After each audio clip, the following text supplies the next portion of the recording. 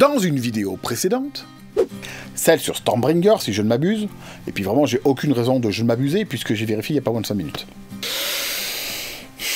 J'avais indiqué que Ken Saint-André m'inspirait un sentiment mitigé. Notamment parce qu'il avait créé Tunnel et Troll et participé à la création de Stormbringer, d'un côté, mais que de l'autre, il avait créé les livres dont vous êtes le héros, et que d'une certaine façon, ça compensait. Bon bah, je racontais de la merde.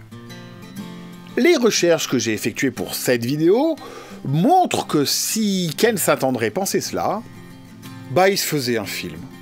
Vous allez me dire que c'est de l'acharnement relevant de l'obstination, que je connais pas le bonhomme, et que les preuves que j'accumule sont peut-être erronées, et oui, c'est vrai, c'est possible. Peut-être qu'un jour je vais le rencontrer, et que je le trouverai sympathique, modeste et tout. Et ben en attendant, je l'aime pas, faudra vous y faire. D'ailleurs, je m'apprête à en rajouter une louchée. Alors accrochez-vous au gaillard avant, ça va secouer. Alors évidemment, là, je vais prendre des pincettes, parce que j'aimerais pas dire des âneries à chacune de mes vidéos. D'après ce que j'en sais aujourd'hui, Ken, on va l'appeler Ken au silence et barbant, n'a pas inventé grand-chose. Les aventures solo, comme nous allons les appeler ici, ont été mis en place par un de ses collègues de l'époque. Rick Loomis, en l'occurrence, qui écrivit en 1976, donc quelques mois après la sortie de Sugarcane Island, le premier scénario solo pour Tunnel et Troll.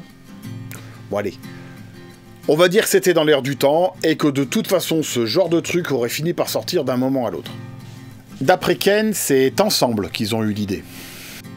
Oui. Oui, peut-être. Ou pas. Sûrement. Qui suis-je pour en douter? Je sais pas. Mais j'en doute.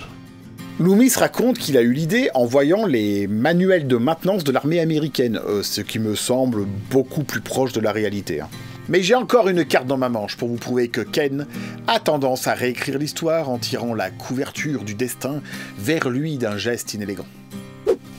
Et comme je suis joueur, je l'ai caché ailleurs dans ce labyrinthe de vidéos. Vous n'avez qu'à chercher. Conclusion, ça ne sera jamais Ken Saint-André qui a inventé les livres dont vous êtes le héros. Mais il faut reconnaître que c'est le premier à avoir mis sur le marché un scénario spécifiquement pour jouer seul. Et tout cela, à ma connaissance. Et elle est très loin d'être parfaite.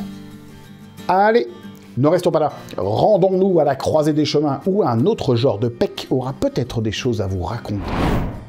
Pour ça, allez en 32.